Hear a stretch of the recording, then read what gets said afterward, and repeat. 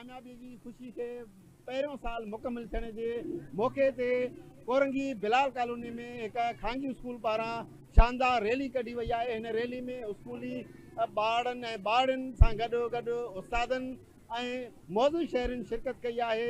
अचो त हुननि सां ॻाल्हि ॿोल करियूं त हिन मार्के हक़ के हवाले से उनजो छा चवणु आहे। मोरखा हक हिम्मत व सिजाद अज़म व हौसले की एक तारीख साज कार्रवाई है। मोरखा हक ने पाकिस्तान के नाकाबिल तस्कीर व दिफाई ताकत को उजागर किया, दुनिया को बावर करा दिया कि पाकिस्तान की सालमियत और जगराफी हदूद को चैलेंज करना इतना आसान नहीं है। मोरखा हक में हमारी फौज ने मुनफरद गैर मामूली और आला पेशावराना महारत का मुजाहरा करते हुए बर वक्त और भरपूर जवाबी कार्रवाई की, जो अक्सरी तारीख का एक रोशन बाब है। इंडिया को मुंह तोड़ जवाब देकर 9 मई जो है वो रोशन कर दिया, जिसमें दुनिया मानती है पाक फौज को।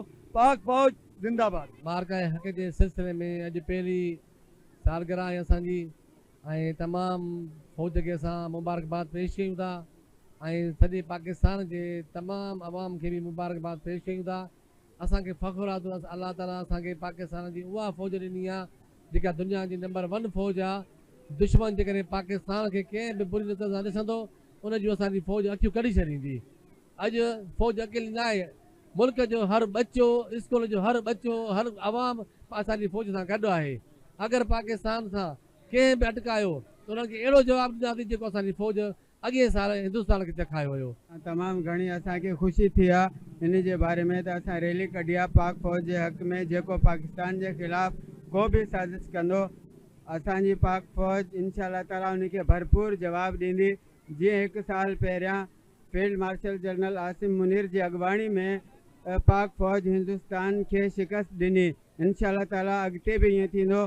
को भी दुनिया की ताकत पाकिस्तान के लोॾे न थी सघे जेसि ताईं असांजी पाक फौज जिंदा आहे। मार्के हक़ पाक फौज यकजहती रैली जे शरीक उस्तादनि, ॿारनि ऐं शासी समाजी अॻुवाणनि खे तव्हां ॿुधो, उन्हनि जो चवणु आहे त पाक फौज असांजे मुल्क जो शान आहे ऐं जेकॾहिं कंहिं बि दुश्मन असांजे मुल्क ते मेरी नज़र सां ॾिठो त हुनखे असांजी पाक फौज उहो सबक़ सेखारींदी जेको हुन हिंदुस्तान के सेखारियो। कैमरा टीम सां गॾु निज़ामी भुट्टो, दाती न्यूज़, कोरंगी, कराची।